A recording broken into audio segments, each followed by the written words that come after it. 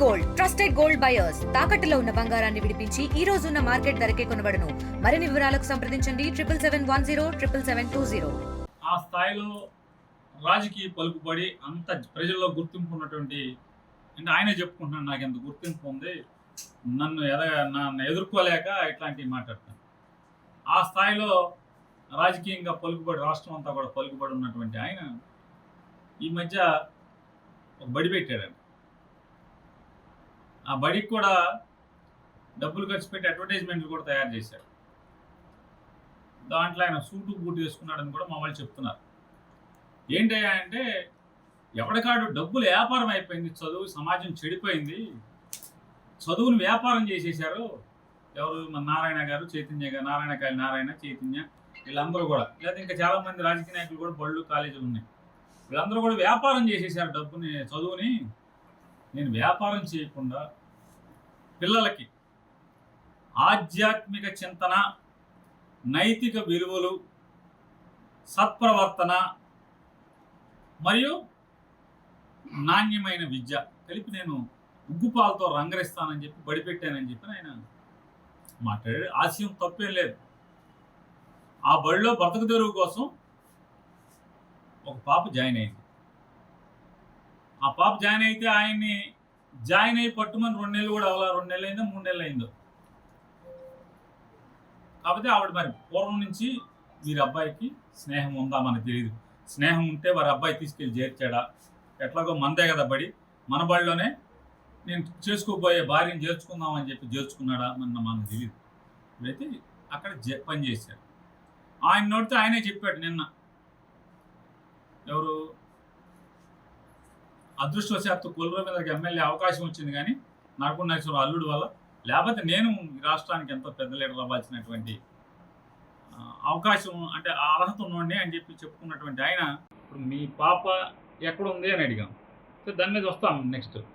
అక్కడి నుంచి హైదరాబాద్ నుంచి బందర్ కారులో తీసుకొచ్చారు. ఎందుకు తీసుకొచ్చారు మరి?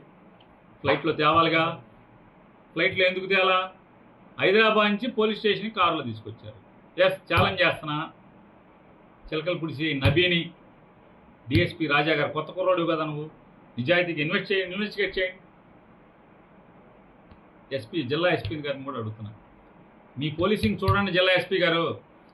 ఒక ఆడపిల్ల పెళ్లి చేసుకుంటాకి ఒక కుర్రోడి మాటలు నమ్మి వెళ్ళిపోతే, తల్లిదండ్రులు వచ్చి కంప్లైంట్ చేస్తే, ఇక్కడి నుంచి ఆ అబ్బాయిని అమ్మాయిని రిసీవ్ చేసుకుని అంటే పట్టుకుని తీసుకురావటానికి వెళ్ళినటువంటి పోలీసులు ఆ అమ్మాయిని అబ్బాయిని అక్కడి నుంచి ఎవరి ఆదేశాలతో, ఈ మళ్ళీ అనేటువంటి సూపర్ కాపుకి అంత అధికారం ఎక్కడది?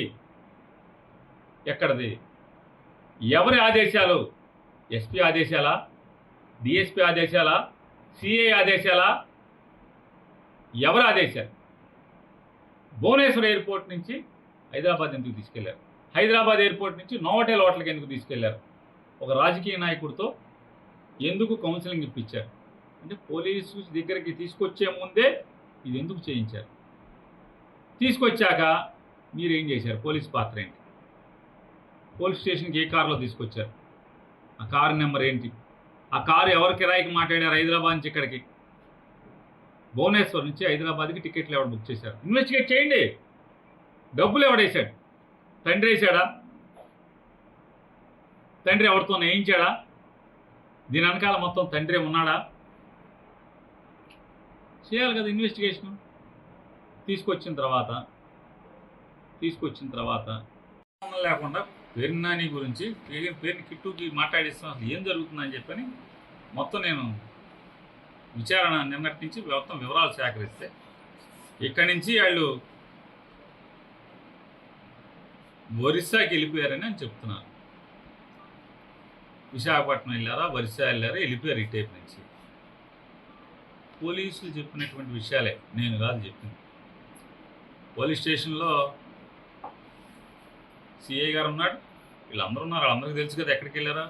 వాళ్ళు నోరు తెరవలేదంటారు, ఇంతవరకు ఎవరికి చెప్పలేదంటారా?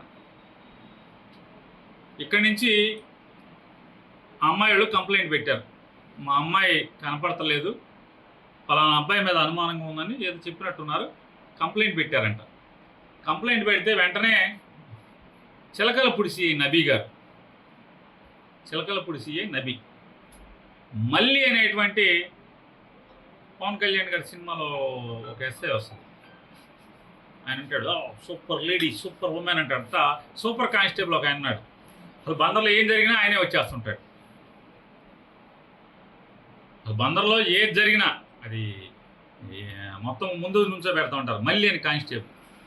ఆ మళ్ళీ అనే కానిస్టేబుల్కి నాకున్న సమాచారానికి అతనితో పాటు ఒక 6గురునో 5-7గురునో పోలీసులను కలిసి పంపించారు.